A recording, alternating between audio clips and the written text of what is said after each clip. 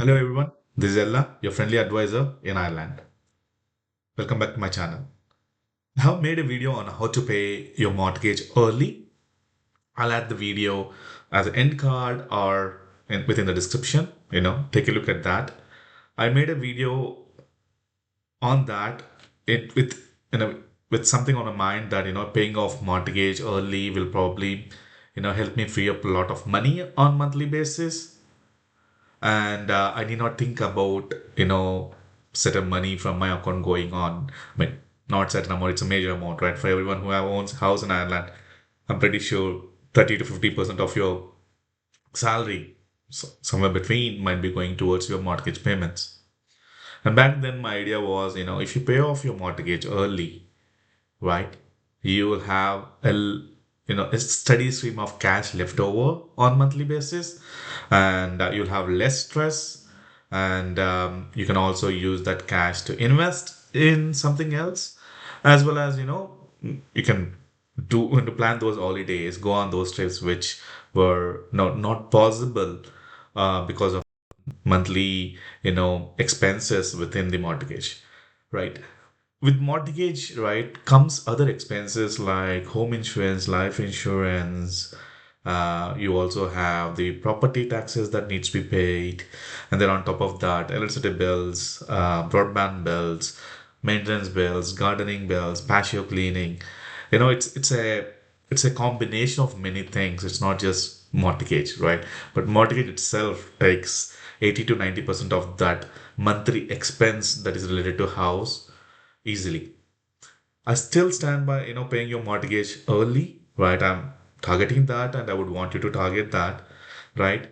But in this video, I'm going to talk about what happens if you don't, pay off your mortgage early, or is it right to pay off a mortgage early given the interest rates?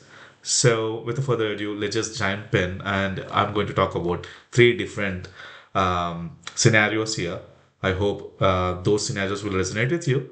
And if you have any comments to make, you can make it in the um, videos comment section. Before I get into scenarios, right? Paying off your mortgage is risk-free return and it's tax-free return.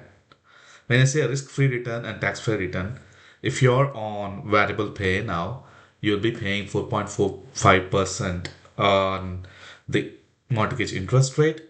And if you're on fixed, you'll be paying somewhere around 3.9 to 4.2.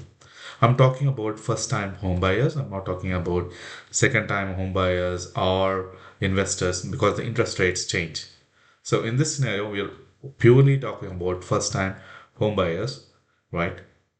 When I say risk-free return, when you're paying the mortgage of 4.2% interest rate, the 4.2 is risk-free, right? You're basically getting it. Though you're paying it, you are getting it in a way, right? A lot of people get confused with this, right? If I'm going to put 100 euros against mortgage, it will be saving me 4.2% interest rate, which means that I'll be getting 4.2% interest rate in essence. If I put the same money on an investment, they like let's say stocks, there's no guarantee that I'll be getting 4.2% or 4.45%. Right here, it's a guarantee that you are going to pay the interest towards mortgage. The second thing is tax free, right? With respect to investments, you have CGT, exit taxes, vagera, vagera. Here, you're not taxed if you're paying off your mortgage early. So it's risk free and tax free. Now let's jump to the scenarios. First scenario, right? High mortgage interest rates. In India, the rates are around 8%, 9%. In UK, 4, 5 to 6%. In US, around the same. Again, based on your financial situation, the interest rates change in some of these countries. In Ireland, we spoke about the rates. It's between 3.8 to 4.5 for first time buyer. Now, for all these rates, 4.45 doesn't sound too high, but 8% does sound too high, right? When you have higher interest rates, it's always good to, finish off your mortgage as soon as possible. The reason being, with higher interest rates, sustained long-term higher interest rates, you'll be paying more towards the interest than your principal component. And for a house for which you took 50 lakhs in loan, you'll probably pay 1 crore in Indian terms by the time the mortgage term ends. Whereas in Ireland, at 4.5%, if you are taking 35-year long-term loan on 500K, you'll end up paying something close to 800K, right? So you're paying that 300 extra because of the interest rates that they are, right?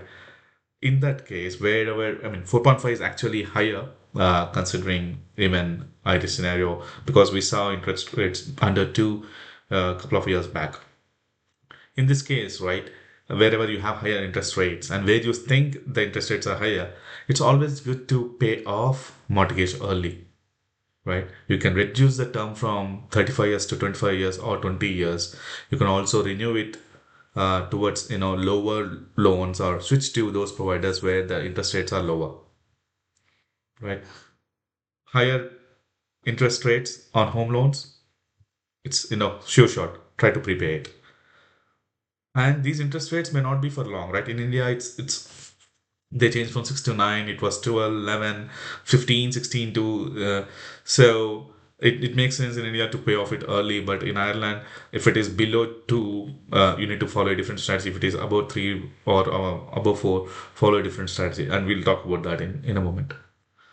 So higher mortgage interest rates, pay it off early as soon as possible. The second thing is the medium rates, let's say 3% interest rate. What should I do if the mortgage interest rate is 3% or 2.85, 2.75, 2.5?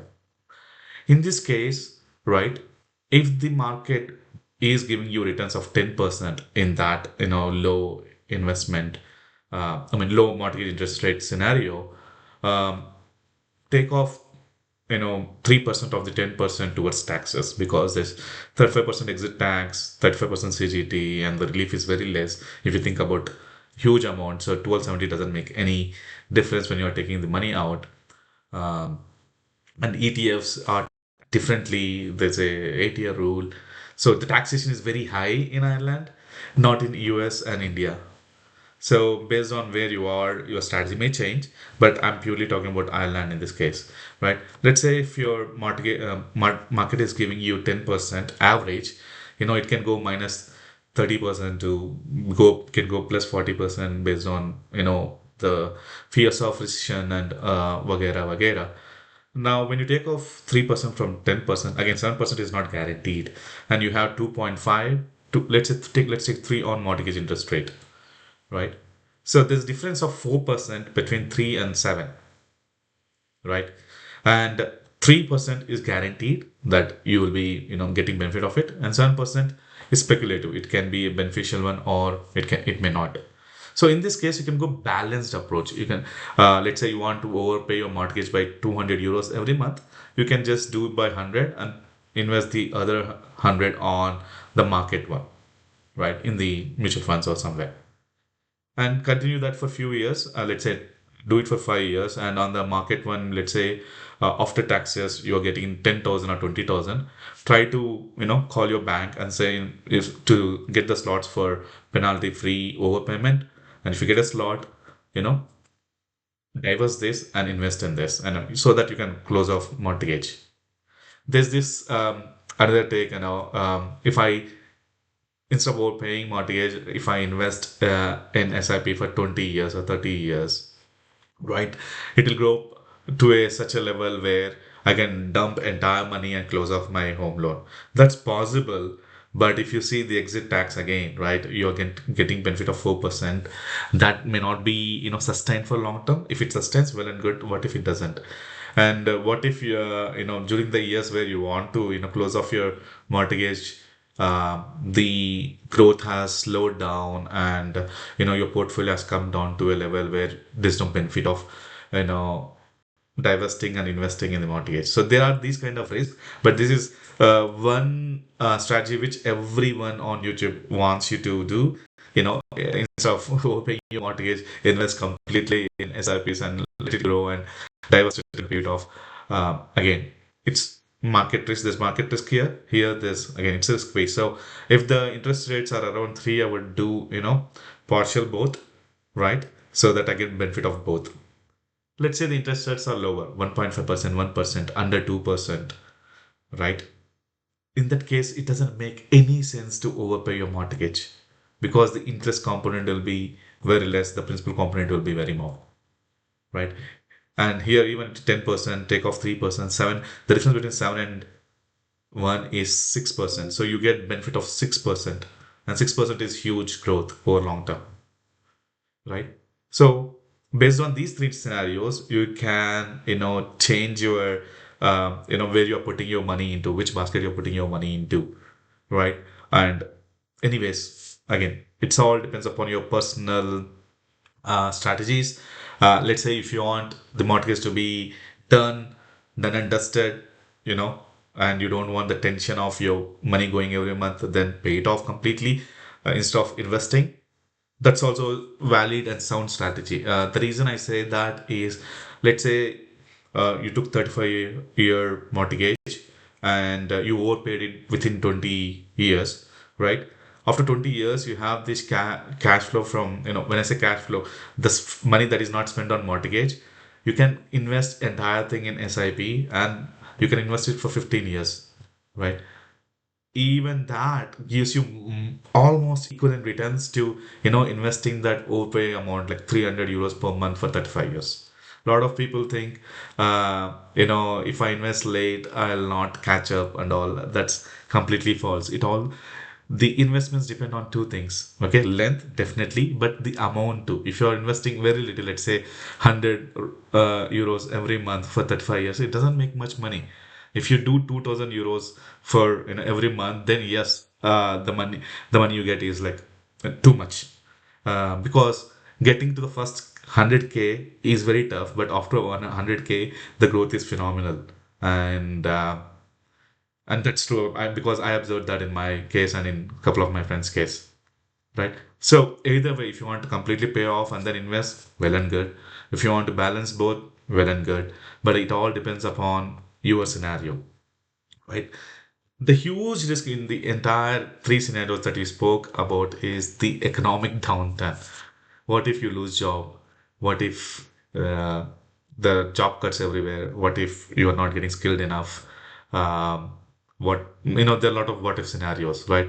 In this case, what makes sense for you is, you can overpay mortgage amount, you can overpay overpay into investments, but always keep, 3 to 6 months of emergency fund so that if something happens, you're still protected, right? There's something I'm trying now to build that kind of pot so that, I don't know what will happen in 2025 or 2030. Yeah. Hope you liked this video. We did touch base on mortgage, market, three scenarios, as well as the emergency lump sum amount. If you want any other videos that to be made, like taxes on the investment vehicles within Ireland, I'm more than happy to do. And there are a couple of videos on my YouTube channel that you can take a look. I think they'll be under finance-based playlist, or I'll put the link even in the comment section. Thank you for watching the video. And now do subscribe a lot. Around 85% watch my videos don't subscribe, so please subscribe if you are one of those who watches my videos and you're not yet subscribed. And do share with your friends, and do share especially with the first-time buyers who are purchasing house or who already purchased house, so that this acts like a baseline to pay off those mortgages or invest soundly in some of the better investment vehicles. Thank you.